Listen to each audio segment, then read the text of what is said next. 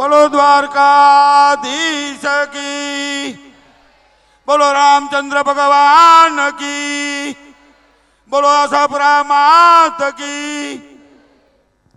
आम तो खरेखर आज मारे बोलवानुं न होय, पण आवी सरस कथा आपणा वच्चे तमे 5 દિવસથી સાંભળો છો તો મને એમ થયું કે 2 મિનિટ તો મારી આટલી બધી માતાઓ બેઠી છે, કારણ કે ભાગવત એવી છે કે ભાગવત દ્વારકાધીશને 5200 વર્ષ થયા ને, આજની ભાગવત અમારા ત્રણેય દીકરાઓએ ખરેખર 132 પેઢી તારી દીધી, ખાલી એમના બાપુજી સુધી નહીં।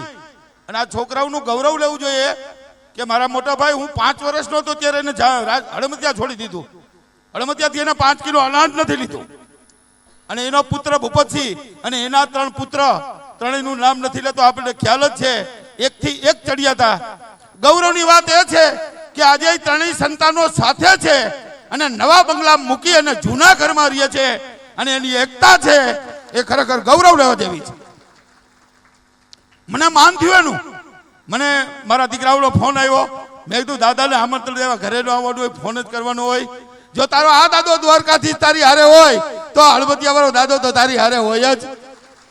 અને સરસ મજાનું મેં આજે ભાગવત જે રસપ્રાન કરે છે પ્રકાશભાઈ, ખરેખર મારા રાજકોટના જ છે, મારા પ્લોટની બાજુમાં જ રહે છે। કાલે મને એને વાત કરી કે બાપુ મેં તો તમને ખૂબ સાંભળ્યા હતા, પણ મેં તો આજે મેં તમને સાંભળીને હું ગૌરવ લઉં છું।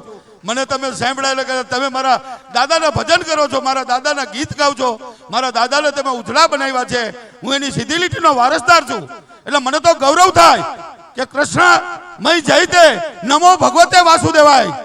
જો માતાઓ એક તમને વસ્તુ કહું કે સવારમાં ઉઠી નાઈ ધોઈ એક માળા ખાલી ઓમ નમો ભગવતે વાસુદેવ કરાવી લેજો, અને તમારા ઘરની અંદર સુખ સમૃદ્ધિ અને શાંતિ હશે।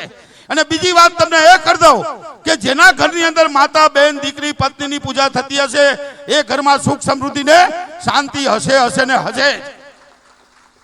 સાસુમાને એ કહું કે સાસુમાં માં બની જાય, પુત્ર વધુને એ કહું કે એ દીકરી બની જાય, એ ઘરમાં પરિવારમાં સુખ સમૃદ્ધિ ને શાંતિ હશે।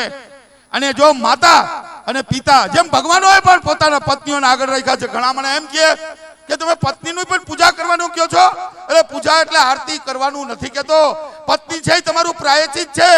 જ્યારે તમારે વિદાય લેવાનું થશે ત્યારે નહીં હોય માતા, નહીં હોય પિતા, નહીં હોય દીકરી, નહીં હોય બેન, હશે એક પત્ની તમારી પાસે।